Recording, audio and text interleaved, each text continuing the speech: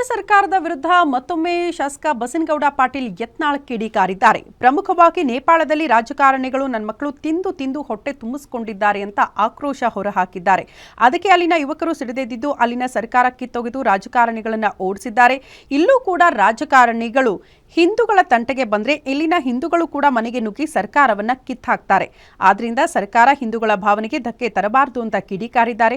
ರಾಯಚೂರಿನ ಗಣೇಶೋತ್ಸವ ಕಾರ್ಯಕ್ರಮದಲ್ಲಿ ಭಾಗಿಯಾಗಿದ್ದ ವೇಳೆ ಶಾಸಕ ಬಸನಗೌಡ ಪಾಟೀಲ್ ಯತ್ನಾಳ್ ಈ ಹೇಳಿಕೆ ಕೊಟ್ಟಿದ್ದಾರೆ. ಯಾಕಂದ್ರೆ ನೇಪಾಳದಾಗ ಯಾಕೆ ಹುಡಿಲಕತ್ತಾರಲ್ಲಿ ರಾಜಕಾರಣಿಗಳು ಗೊತ್ತೇನೋ, ತಿಂದು ತಿಂದು ನನ್ನ ಮಕ್ಕಳು ಅಪ್ಪ ಮಕ್ಕಳು ಎಲ್ಲರೂ ಲುಟಿ ಮಾಡಿ ಹುಡುಗರಿಗೆ ಸಿಟ್ಟು ಬತ್ತು. ಈ ಮಕ್ಕಳು ಇವರೇ ಹೊಡಿಲಕತ್ತಾರ ಅಂತೇಳಿ ಈಗ ಅವ್ರು ಹೊಡಿಲಕತ್ತಾರ. ಹಿಂಗೆ ಸಿದ್ದರಾಮಯ್ಯನವ್ರು ಹಿಂಗೆ ಮಾಡಿದ್ರಂದ್ರೆ ಇನ್ನು ನಮ್ಮ ಹುಡುಗರು ಎಲ್ಲ ವಿಧಾನಸೌಧಕ್ಕೆ ಬರ್ತಾರೆ.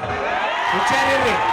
ಅದಕ್ಕೆ ಸುಮ್ಮ ಹಿಂದೂಗಳ ಭಾವನೆಗಳಿಗೆ ಯಾವಾಗಲೂ ನೀವು ತೊಂದರೆ ಮಾಡಿದ್ರೆ ಸಿದ್ದರಾಮಯ್ಯನವರೇ, ನೀವು ಬರೀ ₹1,000 ಹಾಕಿದ್ರೆ ಅಂದ್ರೆ ನಮ್ಮ ಮಂದಿ ತಯಾರಾಗ್ಯಾರ, ಹಿಂದೂ ಸಮಾಜ ತಯಾರಾಗ್ಯದ. ಜೈ ಶ್ರೀರಾಮ್. ಸನಾತನ ಹಿಂದೂ ಧರ್ಮಕ್ಕೆ, ಸ್ವಾತಂತ್ರ್ಯ ವೀರ ಸಾವರ್ಕರ್ ಅವರಿಗೆ, ದೇಶಭಕ್ತ ನರೇಂದ್ರ ಮೋದಿ ಅವರಿಗೆ, ಯೋಗಿ ಆದಿತ್ಯನಾಥರಿಗೆ. ಯಾಕಂದ್ರೆ ನೇಪಾಳದಾಗ ಯಾಕೆ